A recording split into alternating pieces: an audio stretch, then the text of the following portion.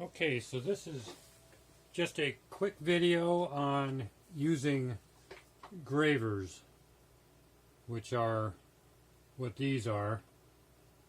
There's lots of different styles of handles. A lot of people use these because when you set them down they don't roll. I like using the round handled ones, and so I make these up myself. And I use the 40 flat. It's got a flat bottom. I use the triple-aught anglette. Very sharp, gets into really sharp corners. And I use the 52 round bottom quite a bit.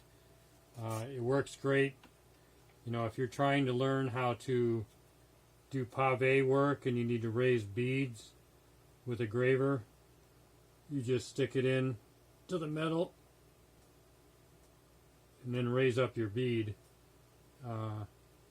That's something people can practice quite a bit. If I'm sitting at my bench, I have these sharpening stones here.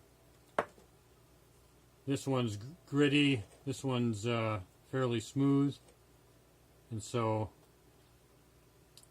you sharpen. Let's move that back. In the oil, like this. Everything is rigid. You just bend at the elbow. Keep the same plane. And then move up to the smoother one. And then jam it into a piece of wood, which takes the little burrs off of it. And then if you want to check and see if it's sharp, you just poke it into your thumbnail. And if it sticks, that's a pretty good indication that it's sharp. So I have the power graver from GRS, and so I have a foot pedal and it's air driven. I don't have it connected right now, but I have several different, I don't know, I probably have 20 different things here. Pretty much use just this one. Great for mill grain. In fact, it's probably the best thing I've used for mill grain. Makes it really deep. And then I have two engraving balls that would sit here. This comes off and then they slip in place. And so that way I can do, if I want something really stable, I can do that. This is a piece that I'm making for a sand casting pattern. I have the 52 round bottom, and it works good for just cutting into the metal nice and deep. It's really a matter of having a sharp graver and learning control.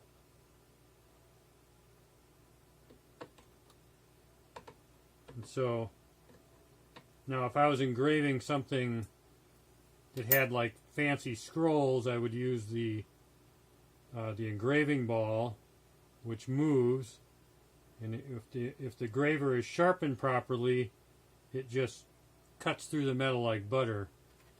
But for things like this, I have to push a little bit. But I think that everyone would really benefit from learning how to use a graver. You know, like say on the mane of this horse, the really sharp anglette will work great for cutting, and really, you know, short little cuts. So this cuts great for like cutting deep down in the mane. Little cuts that you really wouldn't, you know, you could probably get a burr in there, but something about the graver just makes a really nice cut. So I just thought you guys would like to see that, and maybe you'll try it sometime. Thank you.